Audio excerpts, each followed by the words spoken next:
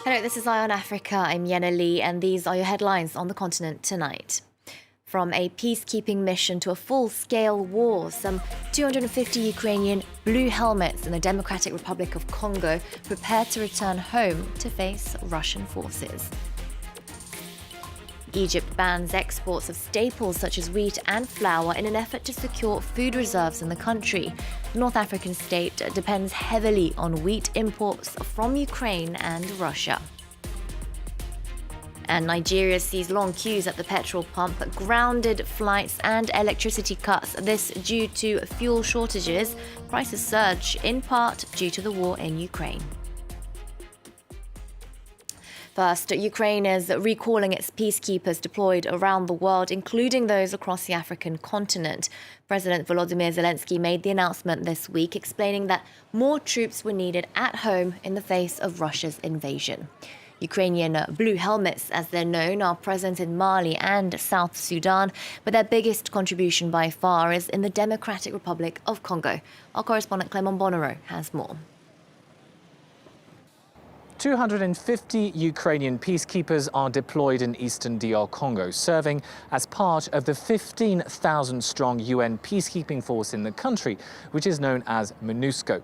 It's by far the largest Ukrainian contingent in a peacekeeping mission around the world.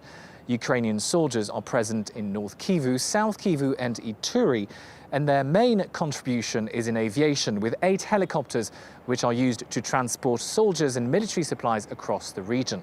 Most people in Goma say they're hardly surprised by the Ukrainian government's decision. Their government has made a sound decision. They are peacekeepers, but first and foremost, they're Ukrainian soldiers. The main reason they're in the army is to defend Ukraine. I also want to express my sympathy to Ukrainians who are showing extraordinary courage. They're really teaching us how to defend a nation. Human lives are under threat in Ukraine, so we can only sympathize with them, even though the situation isn't any better here in DR Congo. There are people being killed. People are dying in large numbers here as well. We're all in the same boat. Details of the Ukrainian peacekeepers' departure are not yet known. Discussions are underway in New York. At a press briefing on Wednesday, the UN Secretary-General's spokesman, Stéphane Dujarric, praised, I quote, the tremendous role Ukraine has played in DR Congo. He also said that the UN will be in touch with other member states to replace the Ukrainian soldiers. Now, as the world's attention shifts to the crisis in Ukraine, aid agencies such as Oxfam have expressed fears that their other operations, especially in Africa, are losing funding, destined to help millions flee from jihadist insurgencies in the west and drought in the east. Egypt has banned the export of staples such as wheat, flour and pasta. This as the government attempts to secure its food reserves, wary of the impact of Russia's invasion of Ukraine. Egypt imports most of its wheat from those two countries. They're key ingredients in the government's bread subsidy program. Latest numbers show that Egypt's inflation rate hit 10% last month. For more on this, I spoke to our correspondent Edouard Cousine. I asked him what the impact of the war has been for everyday Egyptians so far. Well, so far the daily impact, as you just mentioned, is mostly the inflation that spiked in February, and in particular the rising food prices.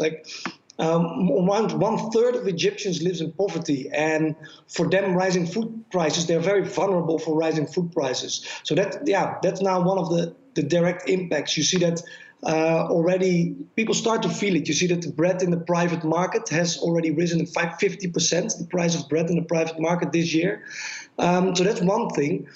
But what's maybe even more important, the biggest worry now is what's yet to come. Yesterday, the Prime Minister of Egypt, he gave a speech on television in which he said that the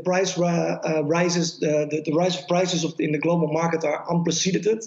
And he said that the cost of living will certainly rise in Egypt. He promised that the government will do what it can to absorb and relieve effects of the inflation. But he warned the population, he prepared the population for what's still to come. Now, Egypt has somewhere between 8 to 9 months left in wheat reserves. What are some of the government's solutions to this imminent problem? Well, as I said before, Egypt is the largest importer of wheat in the world. And previously, almost 80% of its imports came from Ukraine and Russia, and those imports have now stopped. So Egypt has to look for its wheat elsewhere. One way of dealing with this is they want to increase the local harvest, and the local harvest of wheat here in Egypt itself will happen in April, mid-April.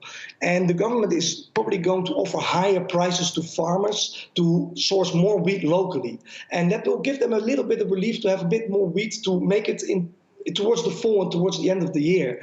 But like, if this conflict continues, then eventually they will have to buy wheat in more expensive markets as well, like from France and from the US, but that's a lot more expensive wheat. And in that way, that will put also more pressure on the government to reform or to change its subsidy system. And finally, Edouard, the World Bank has warned that food insecurity could also fuel social unrest. Egypt's 2011 revolution played out to the chants of bread, freedom and social justice. How worried is the government? Yeah, and it's always hard to tell how worried they are, but I reckon they are quite a bit worried. You see that they really try to reassure the population now with, like, we have some wheat reserves, there's no crisis yet, the subsidized wheat, there will be no shortage of bread in the market yet. And they also try to prepare the government for price hikes to make sure it doesn't come as a surprise, to make sure it will not lead to large unrest. But the problem they have is 80% of Egyptians make use of the subsidized bread. And you could say the subsidized bread is sort of a social contract for Egyptians. It's really important. Bread is really important for people to feed their families. So it's really hard to change that subsidy system. But on the other hand, as the global prices continue to rise, the subsidy system also will cost the government more and more and more. So they are in a tricky balance in that way. It's not just food prices, though. Africa is also vulnerable to the rising cost of fuel, which has also been affected due to the war in Ukraine. Thursday, the IMF held a meeting with African finance ministers and central bank governors, offering to help them adjust their policies. France 24's business editor Kate Moody spoke to the fund's first deputy managing director about the specific problems the continent faces. So the African continent is hit in multiple ways. Firstly, in terms of the importance of energy and food in their consumption basket is just much higher than for advanced economies. So when you have these prices going up, it has a much bigger effect on cost of living for people on the African continent. Now, countries that are energy exporters have an offsetting effect because they get higher revenues from their sales outside that they can use. But for most countries in Africa that are energy importers and food importers, this is going to be a big hit. For the countries that also supply food, there's another channel through which they're getting affected, which is fertilizer. Fertilizer prices are going up because Ukraine and Russia are important producers of fertilizers. So this is another channel. The second, of course, is the financial market channel, which is we're seeing borrowing costs in frontier markets rising quite sharply as there's risk-off, as there's uncertainty about where things are headed with respect to this war. And these are countries where already debt was at a precarious level for many of them, so that can push them over the edge. And that's another dimension in which they're getting affected. In Nigeria, the fuel crisis predates the war. Shirley Sitbon has more on why pumps have dried up in Africa's top crude oil producing country. Nigerians are struggling with fuel shortages, and not because of the war in Ukraine and sanctions targeting Russia. The crisis dates to before the war. People need fuel not just for their cars, but also for their generators. The black marketers, that is where I rely on, and their price is a little bit higher than how we used to get it before. For that, I have no option than to increase the price of my work, and not everybody can afford it. The IMF says the war in Ukraine will make many African economies vulnerable to food and fuel price hikes, suggesting they can help governments adjust their policies. For Nigeria, this could mean the crisis is likely to last. But the country being Africa's first oil producer, economists believe it can resolve the problem with the right approach. We have abandoned refineries. We need to refurbish them. We need to bring them back to life. We have renewable energy. Renewable hardwares are quite high because we import almost everything. We still don't manufacture a lot here in Nigeria, but we have the materials to produce a lot of this. So it still comes down to electricity. Electricity still needs to be there for industries to work. Nigeria, though, still faces shortages, and this week the lack of fuel has forced airlines to cancel or delay internal flights. South Africa has been approached to become a mediator in Russia's war with Ukraine. This, according to President Cyril Ramaphosa. In a call with Vladimir Putin, the South African president insisted that the conflict should be resolved through mediation and negotiation. He also praised the meeting between the foreign ministers of the two countries that took place in Turkey this Thursday.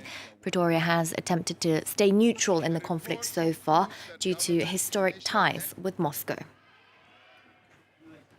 And finally, Kenya has inaugurated a new wildlife sanctuary for forest antelopes. Conservationists released 5 mountain bongos into the wild, the latest attempt at saving the rare species. Poaching, disease, illegal logging and extensive farming mean that these mammals are on the brink of extinction. The government says a rebreeding program is underway. The goal is to see 750 bongos thriving in their natural habitat by 2050.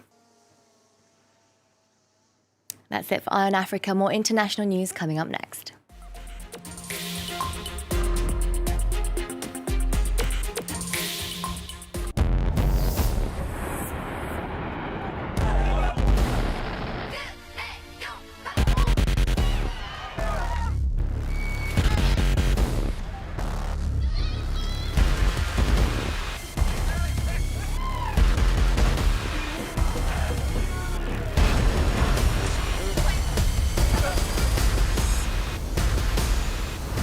Liberté, égalité, actualité.